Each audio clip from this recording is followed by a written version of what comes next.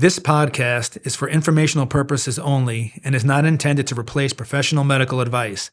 The views expressed in this podcast may not reflect the views of the Village Network.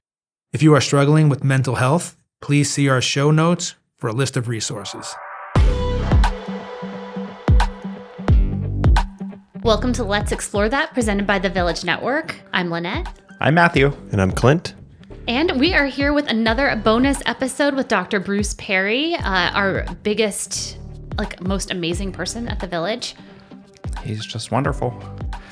Yeah, I have just really enjoyed getting to hear all the different conversations that we've had with him and him just being so generous with his time with us. It's been really, really great. Yeah. Today we're going to hear about his work, how it's impacted our work in residential with Lauren Young. We're also going to hear how his work has impacted our classroom work with our youth in the school systems with Ayanna Hall. And then we also have Tiffany White, who's going to talk about how we do our work in foster care and how we apply his therapeutic model to that. And how excited was Tiffany to meet Dr. Bruce Perry? Absolutely. We made a dream come true, guys, in this episode. Yeah, if you watch that compared to Tiffany's episode by herself, you are going to see the starstruck version of Tiffany and the real version. So she was definitely starstruck. So let's take a look. Here we go.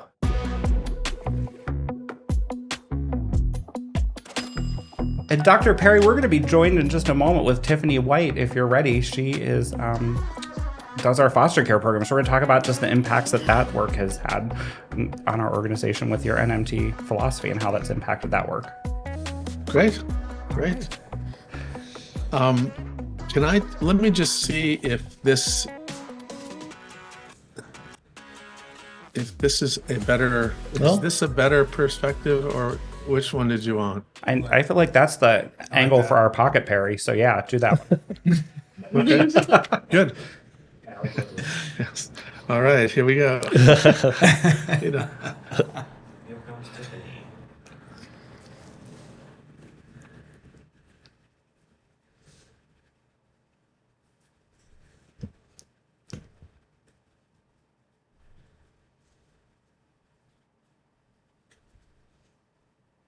Hi, Tiffany. Welcome. Good afternoon, everyone. How's everyone doing? Good, Tiffany. How are you? Great, thank you. I can't see everybody. I got to put my glasses on. Hi. I was trying to look nice for Dr. Bruce Perry, one of the wonderful moments of my life, sir. You're making me blush. Oh, well, I have to say that you had me at The Boy Who Was Raised as a Dog when you talked about Tina, and you were a social worker before social workers were social workers, right? People in environment, meeting people where they're at. So from that moment on, hooked, line, and sinker. And my admiration is exponential. Well, thank you very much. I'm flattered, and I have to say, the work that we do is sometimes pretty challenging, but sometimes very, very gratifying. And I think when the people working in foster care do some of the hardest work, it's easy for me from a distance to give 45 minutes of advice. But a foster parent or a teacher or somebody who's with the children all day, there can be so many really tough challenges. So hats off to you and all the work that you do.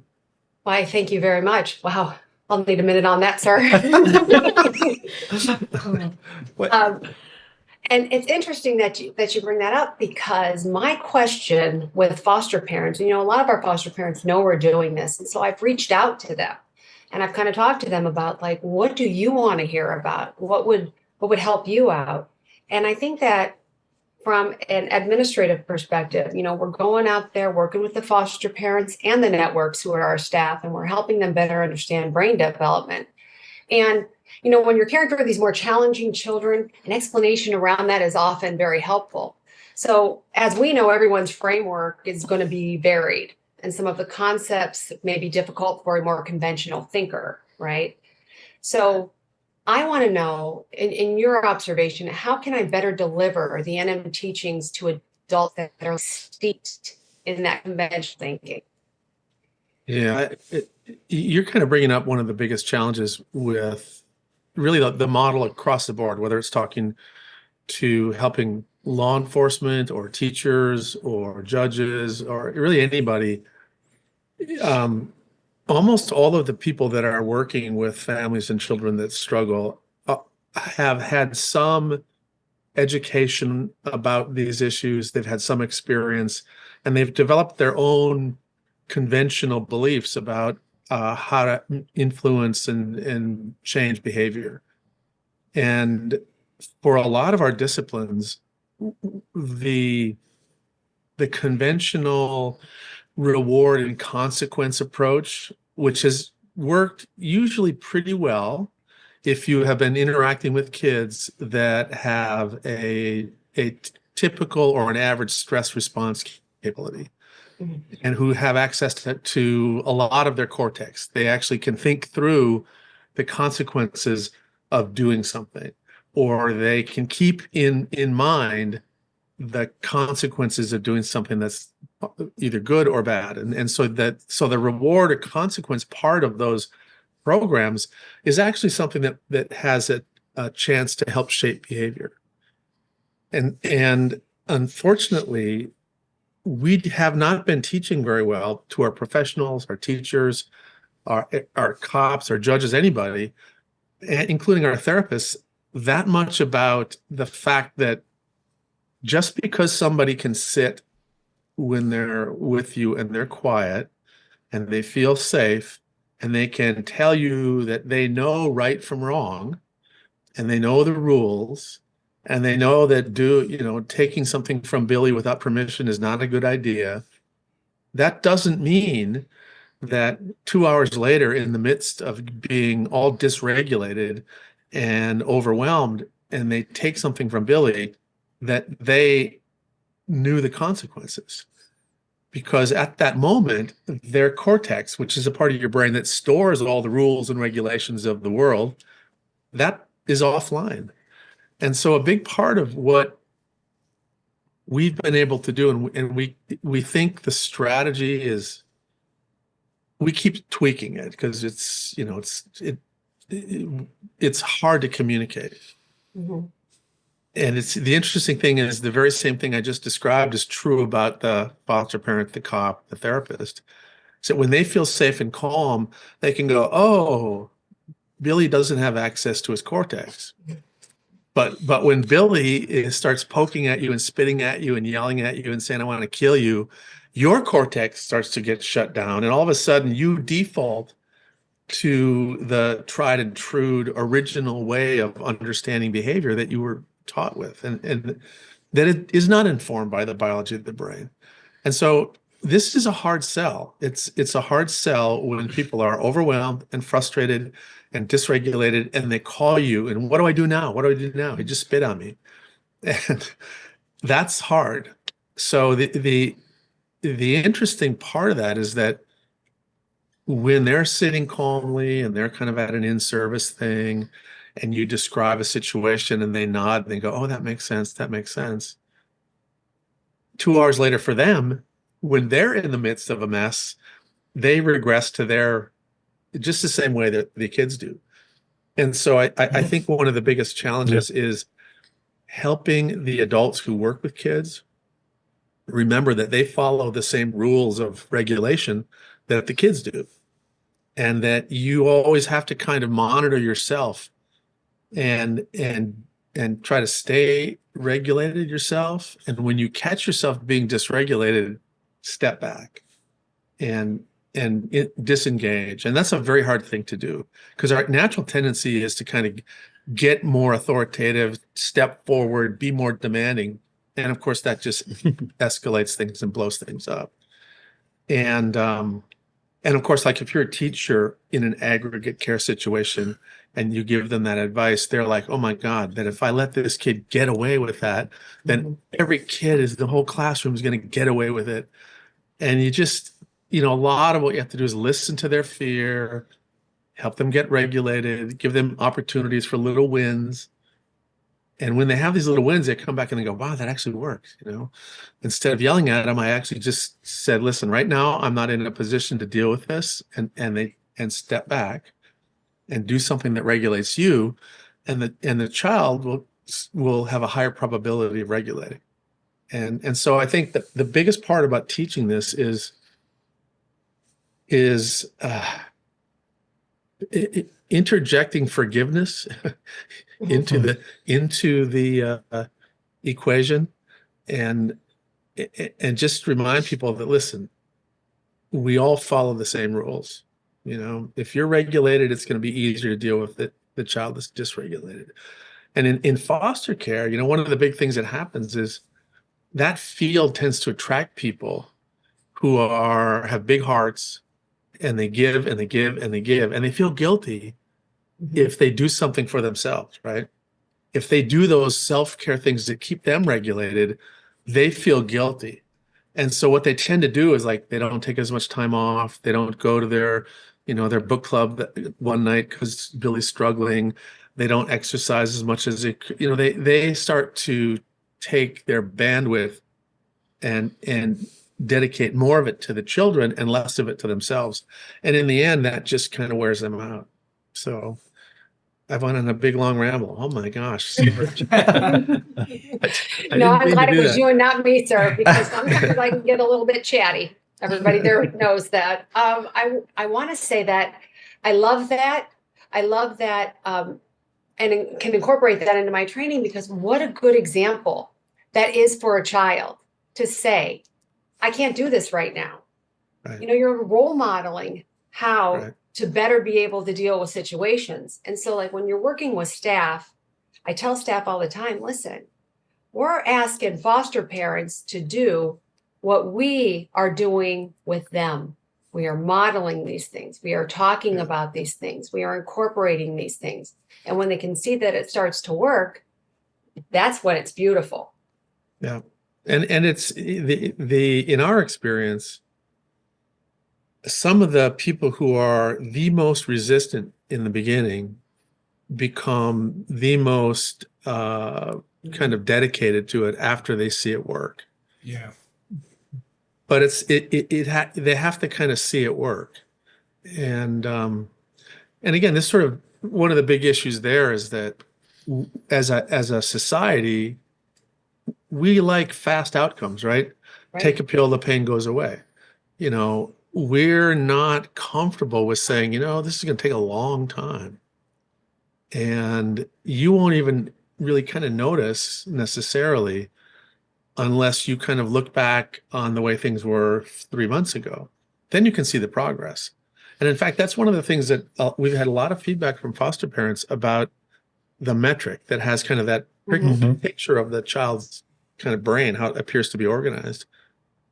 And when they get really demoralized and they look at a repeat measure of the metric, and they see that a lot of the things that were red and yellow have kind of turned light green and yellow, you can visually see the progress in ways that is a little bit of a reinforcer for those folks, because it's hard work. It's really hard work. It really is. And any interventions that we're giving, the core of that is going to the foster parents from the foster parents, because that relational health is so important. Yeah. And so I tell them, you are the first stop for these kids. And we talk a lot about the therapeutic web and the importance of that and wrapping that support around. We talk about adverse childhood experiences and how that impacts the children. And we have a really great set of foster parents. We really do. And they're really open to hearing about this. And the use of the brain map, I think, has been a game changer for us as an agency, for us working in foster care. Because, I was here in the beginning before we were I've been here for about 12 years. And after we were able to use these brain maps and show them the progress, it became real. Like, this can make a difference. This can. It just, when you can't reason with dysregulated, sir. So that's my favorite saying. So usually when we're in the middle of any kind of training and I'm doing some NM stuff with the foster parents, I say to them, if you take nothing from this, remember, You cannot reason with dysregulated. And then I say, that's you, that's me, that's the children you're working with. So when the brainstem was running the show, you got to be extra special aware of what's going on. And that's exactly when you're not aware. Cortex, close for business, right? Yeah. And that's, that's one of the reasons we, in a lot of situations where there's frontline work with kids that are challenging, we recommend teamwork, right? It's so much easier if there's another person around who can basically see that you're getting escalated and say, listen, I got this, right?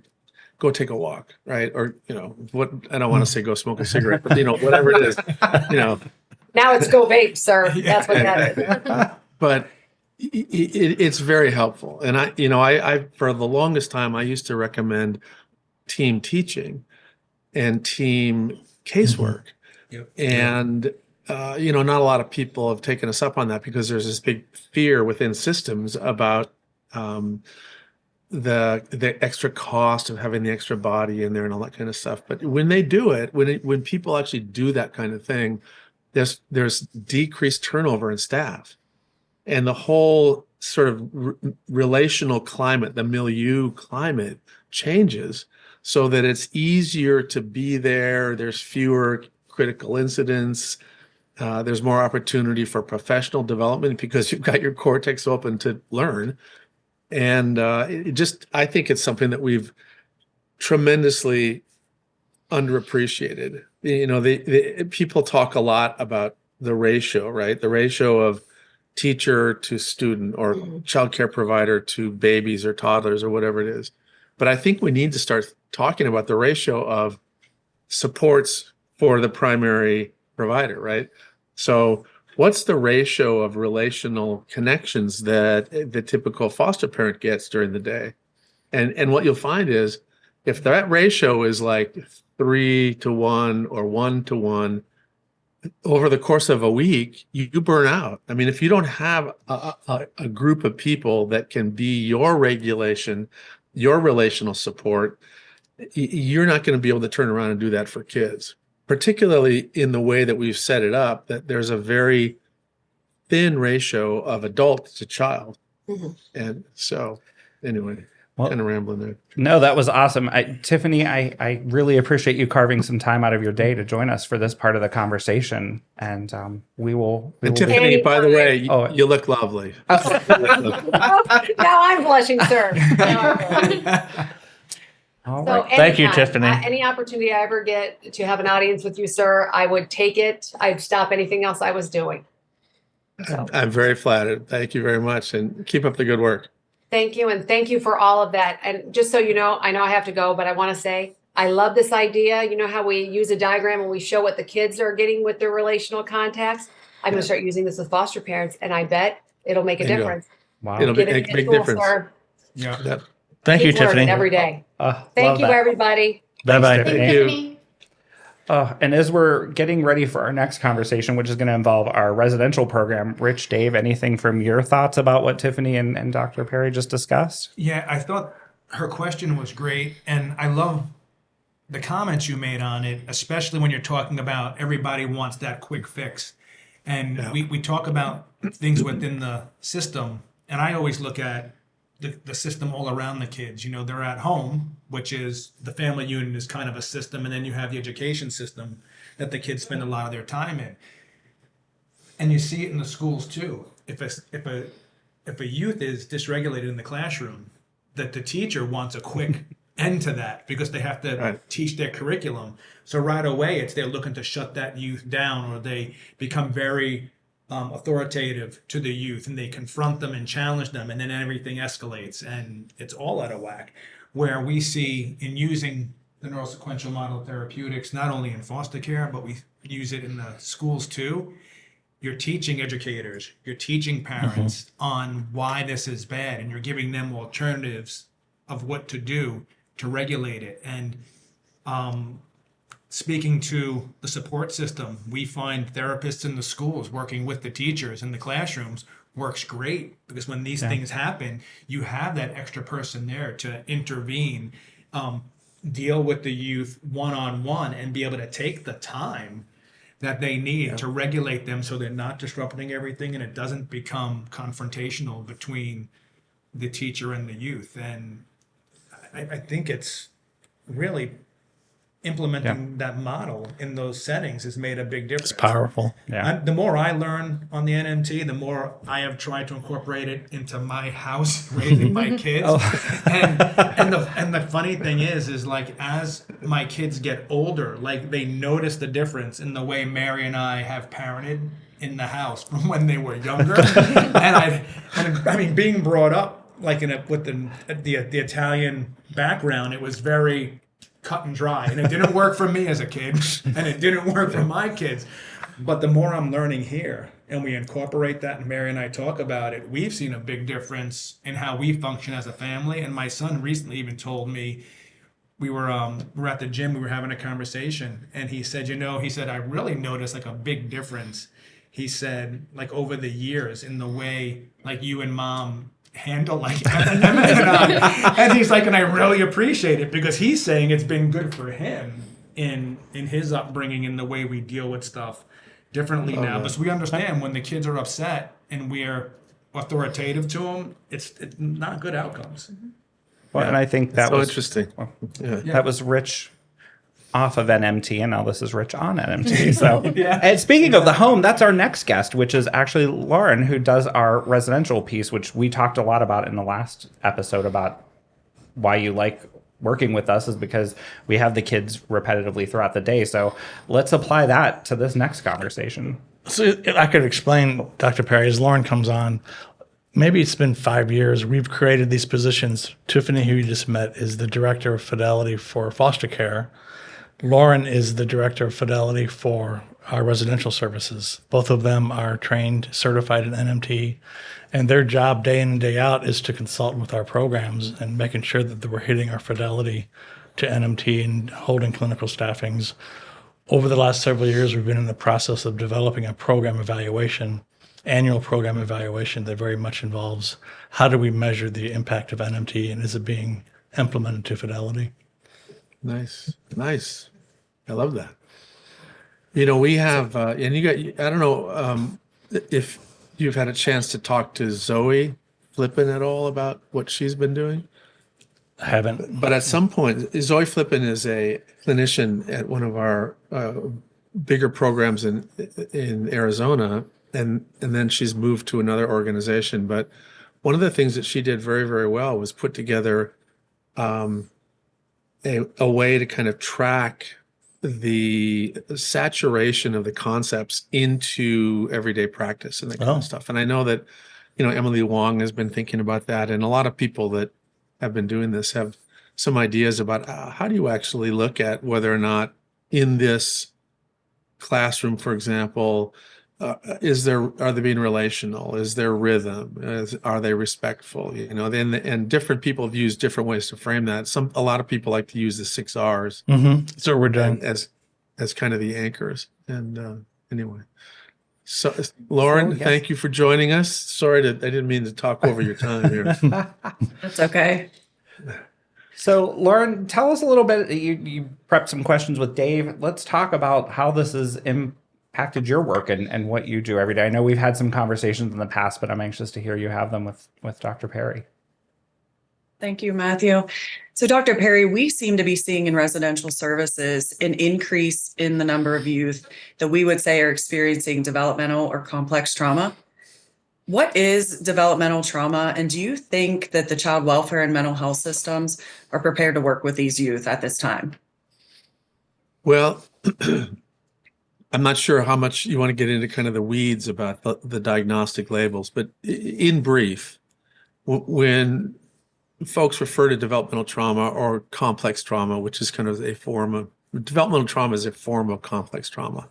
It really is suggesting that as a person was growing up, they were exposed to various adversities, frequently an adversity that involved early developmental relational interactions, so that there is an attachment component to their delay or their disorganization. And it's interesting because a lot of the heritage, a lot of the history of treatment for trauma comes from people who've been working with adults who then go into combat or fire or police work, and they have a distinct traumatic event where you can actually take a pretty organized person and focus on that event and do therapeutic work. And that was sort of like PTSD, right? So people talked about PTSD in combat, PTSD after rape, PTSD after domestic violence, and that's a variant of trauma-related problem. But if you start to have traumatic experiences literally in utero, if you have these huge swings in certain endocrine things because you have a parent who's being abused or beaten or is homeless or may use substances of abuse, you start to get these patterns of activation of key systems in the brain that influence development even at the level of the gene when you're in utero. And then if you're born and the primary caregivers are overwhelmed or disengaged or dysregulated, and you end up struggling. And we just did our Fidelity 18 exercise. This kid had like 18 placements between age 7 and 15 or something. And again, you guys know lots of stories like this where kids have just had a heartbreaking developmental history. And so what that's complex, right? That creates a complex set of exposures. And here's the dilemma. The brain doesn't just mediate mental health symptoms, right? The brain doesn't mediate just emotional functioning. The brain mediates speech and language. It mediates your ability to move your fingers. It mediates the ability to develop normal neuroendocrine functioning, normal hormonal functioning that influences your whole body, all your organs. The brain influences the baseline level of activity in your heart, your lung, your gut, your skin. And so if you have developmental trauma, every system in your body and every functional capability you have as an organism is going to be at risk. And that's why when you do the ACE studies and somebody has like a high ACE score, which is probably indicative of like a complex developmental trauma, their increased probability for problems in every one of these domains goes way up. And to answer the second part of the question, our mental health system and our child welfare system and our educational system and our juvenile justice system, every system we have, they're all ill-equipped to really understand and manage those problems because we tend to compartmentalize problems, right? If you have a problem with your skin and your lungs, you go see a general practitioner. And if they haven't learned about this, they'll view your rash and your asthma as just regular rash, regular asthma. And it doesn't really respond normally. And they're like puzzled. So then they go off on a rabbit chase. And then you go to school and you have a hard time reading. And they say, oh, Billy's got a specific reading disorder, but he also can't form relationships, and he also can't pay attention, and he also can't sleep. And so you end up sending Billy to 6 different specialists when in fact it's one problem. And this is what we're not very good at. We kind of parse up people to solve problems instead of integrating individuals with their family and their community and their culture to really understand what's going on. And I think once we start to do that, we'll be better at helping some of the people that we work with get better. But I do this all the time. Just crazy tangents. Sorry. Lauren and I were talking just the other day about we've always had difficult, challenging kids, but the number of difficult and challenging kids we're getting is just overwhelming almost. And it seems to have, maybe I'm imagining it, but it seems to have increased since COVID. Is there anything to that, you think? Oh, there absolutely is. There have been a number of published reports about the increased developmental delays in the cohort of kids that were born and were in early childhood during COVID, and we're just seeing the first part of that wave, and it's going to be not a wave; it's going to be a tsunami. And people that are studying adolescent mental health, 20 to 30% increases in anxiety and depression. There's kind of this perfect storm of these things that are intersecting. One is just the pure demographics that children, by and large, who are born in the last decade, have fewer human beings in their lives as they get older. Wow. So they don't have opportunities to model healthy behavior. They don't have the same opportunities to get relational regulation. So there's that.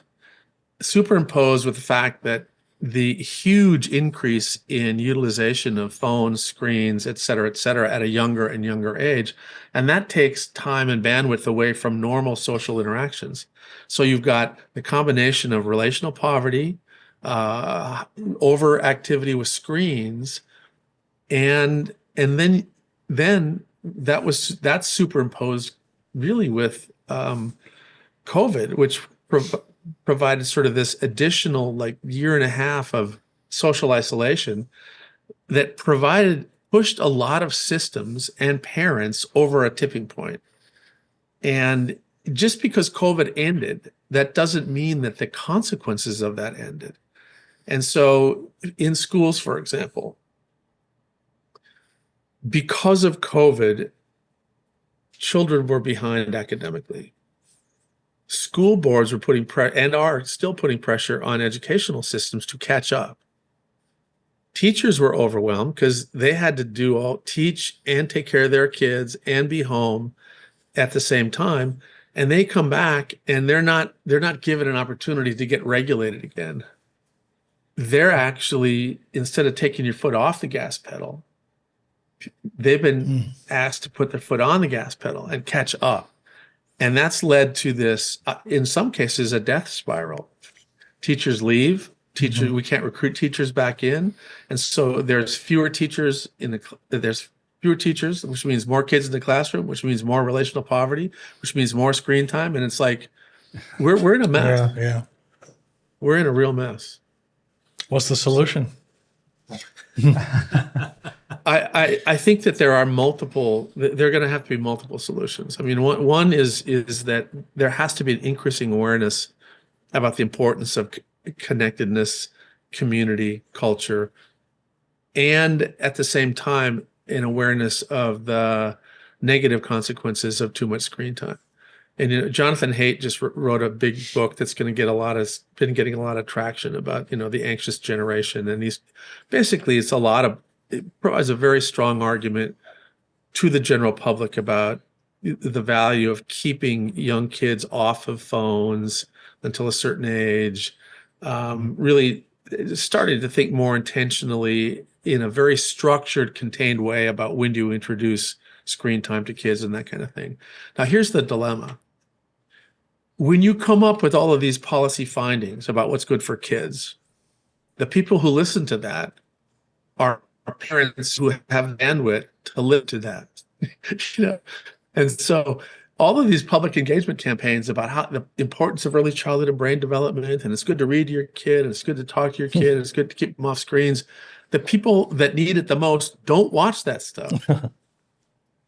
And that's the biggest problem with our public health engagement campaigns, is that those great brochures, those great, public information things, the posters on buses, all that stuff that costs millions of dollars, and we think it's great. The people that it doesn't have the same impact that we want it to. It just doesn't change behavior. So part of what's going to happen, and this has already started to happen, is that there'll be some very attentive parents who will read that and act on it, and they will do these things, and then there'll be kind of the rest of us who kind of limp along and do our best, and that will lead to a bigger gap between the haves and the have-nots. Because by and large, the people that are going to act on those public health recommendations about nutrition, about sleep, about discipline, about TV, are already privileged and advantaged people, which is really required for you to have an open cortex anyway. And that's kind of the issue, is that we formulate privilege as life circumstances that actually allow you to continuously have more access to your biological gifts than others who have to use a lot of bandwidth and attention to focus on safety and housing and getting food.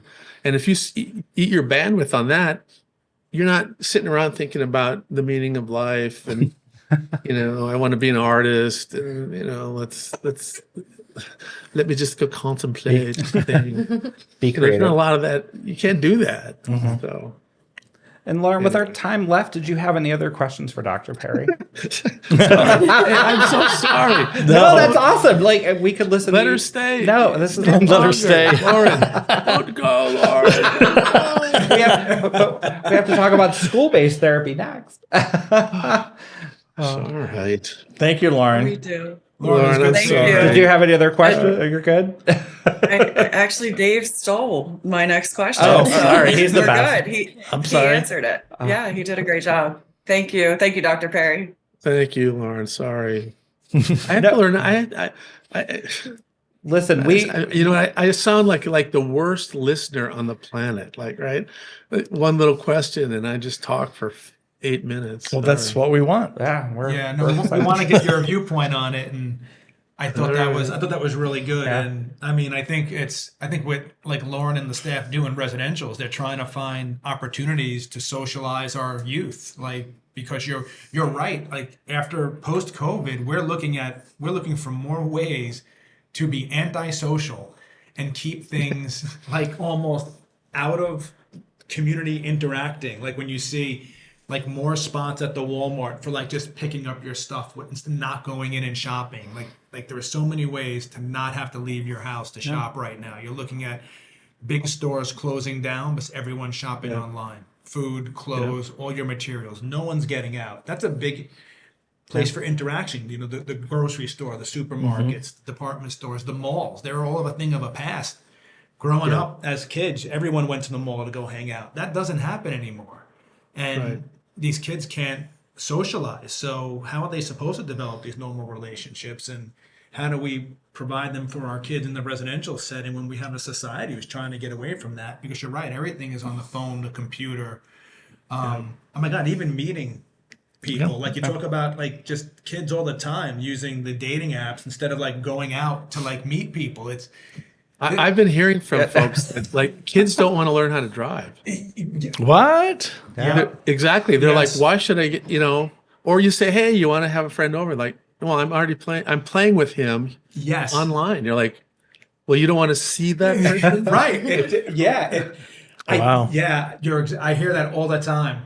All the time. It just totally blows me away. And it's concerning to me. Because I know, like, when my wife and we talk about our kids, it was always about social interaction. Like, even with the college discussion, like, my thing to Mary was, well, even if the kids don't want to go, I think it's a great investment just for the social aspect of going. Right. But now, like, you can take all you can go to school and still take all your classes from your dorm room. You don't have to leave and go on campus. Which is like, what's the purpose? What's the point of that? I think the social interaction is so important for human development. We really have we need to do a lot of thinking about these next generations, about how do we really want to live? I mean, how do we plan cities? How do we plan public spaces? We don't have third spaces the way they do in Europe, right? Where people's homes tend to be much smaller, and they spend a lot of their time out of the home in these common spaces where there's more parks, there's more, people after work, they go have a drink with their friends, they meet their family, the kids run around, and then they may grab something to eat or just buy some food on the way home. And then their homes, they don't have big living rooms, they don't have big yards. They have common space where people get convene more. And I think there's something to that that's important, I think. I agree. Yeah. And I think the thing that's the coolest thing about all of that is, like, at my generation, we went outside, like, come home when the street light comes on, and now, to your point, our next door neighbors playing with the kid down the street. That's how they play. Yeah. scary. From their house. Yeah, from their house. They're Yeah. So our next person is actually talking and maybe help us get some of those questions answered. So I think, Dr. Perry, you've worked with Ayana a few times on some cases. Ayana, who helped our preschool program down in Dayton. So she's our next guest. We're going to welcome. Ayana she carries a heavy load, she, folks. She does, but she loves it. Oh, and she gets so excited when she talks about you. So we're excited. There she is. Hi, There Ayana. she is, Ayana. Hey, everybody. Hey, Ayana, how are you? I was just saying that you carry a heavy load for that early childhood case-based series. It's a pleasure, so I take it. Ayana, It's Oh, for go me, ahead. it's fun. It's a lot of fun. It is. Ayana has the best classroom. Her classroom is just like, I wanted to play in it. And I got moved, so I got a bigger space this time. Well, I have like a full classroom. I can't wait to Yes. come see it. Well, Dr. So how many kids do you have in your class? Oh, I'm sorry. Go No, I was ahead. going to say, you keep going, Dr. Perry. Ask her the question. I think that's a great one. I was just going to ask how many kids you have in the classroom now. I don't want to get the secrets in. My classroom is more so like the office, but they gave me a classroom size space to use as an office. I have 9 on my caseload, but I get to stretch throughout the building. That's good though. That's not too crazy. Yeah. They're all challenging though, right? And their little bodies, they have their challenges. With their little bodies. They're sweet little things. They are. So, They are. Ayana, take it away. What questions did you prepare for Dr. Perry today? So one of my questions was in regard to, since we're talking about like school-based programs, I think one of our biggest challenges is combating conventional wisdom. So I kind of wondered like what your thoughts were on like what it will take for the NM approach really to become like a baseline in academic settings. That's a really good question. We kind of talked a little bit about that earlier because that challenge is the same challenge we have with introducing these concepts to parents who sort of have learned to parent a certain way. You know, I had to do this and look how I turned out. You're like, yeah, I rest my case. But what we've found is that if we pay attention to the educator, if we pay attention to the needs and the strengths of the teacher and help them, first of all, almost all of them, when they're told that they're going to learn a new thing, oh, we're bringing in the neurosequential model. They're like, oh God, another damn program, right? And the last thing, they're already exhausted, right? So part of what we try to do is approach this with kind of an empathic stance that, listen, we understand this is really challenging, and let us get to know a little bit about where you're struggling, what seems to work for you. And the people who have been the leaders in our organization in the neurosequential model in education are all former teachers or current teachers, and they understand this. And they're way better than I am at introducing this to a school, in part because they can really relate with the challenges that the educators are dealing with.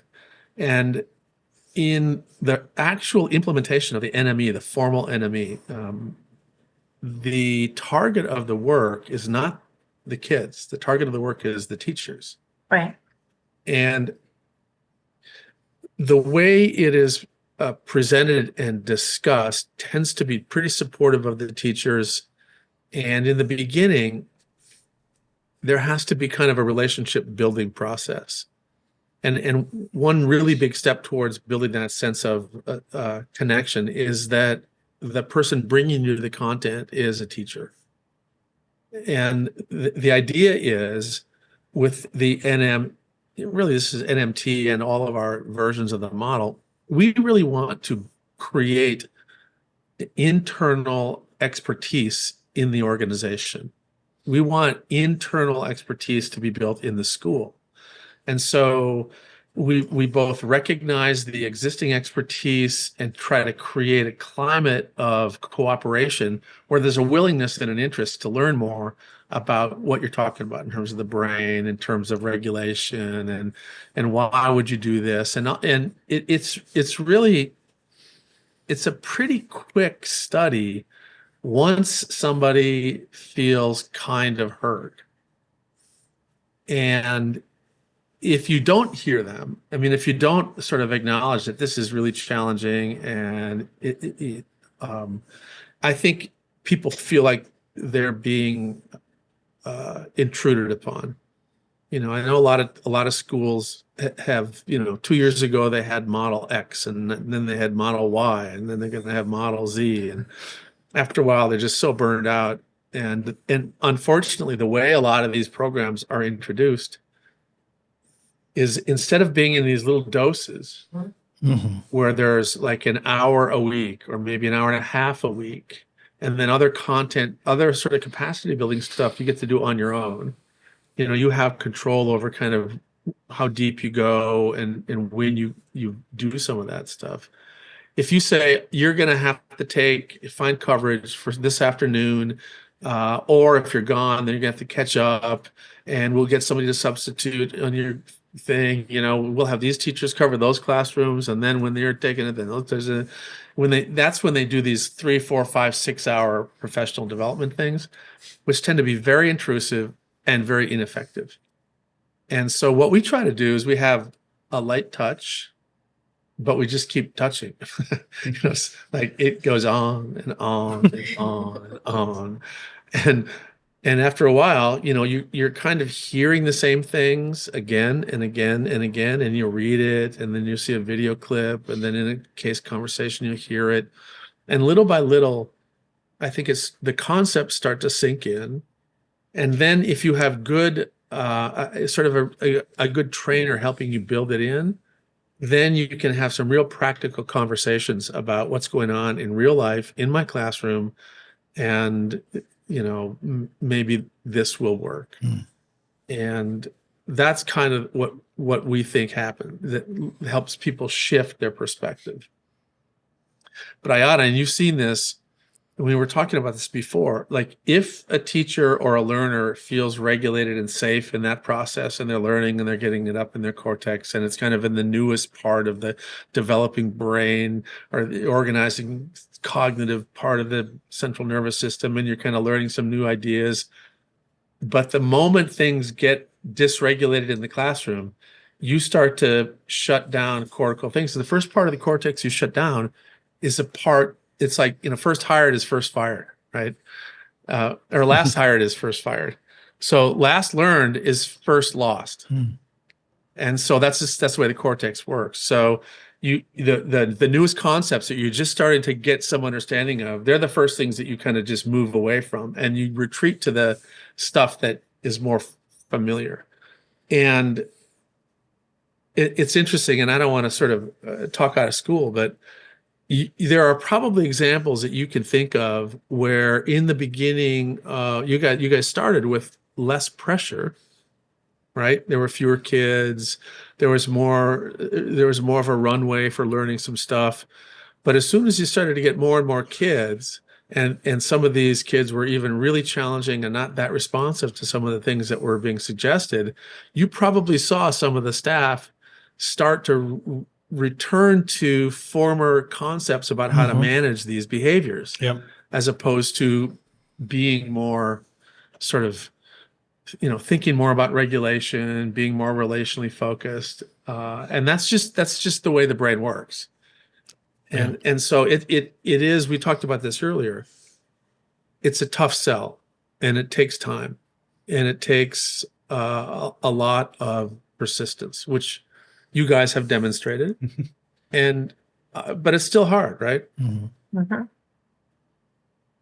And so Anna, did you have any other questions? What else did you bring? Anything else for Dr. Perry?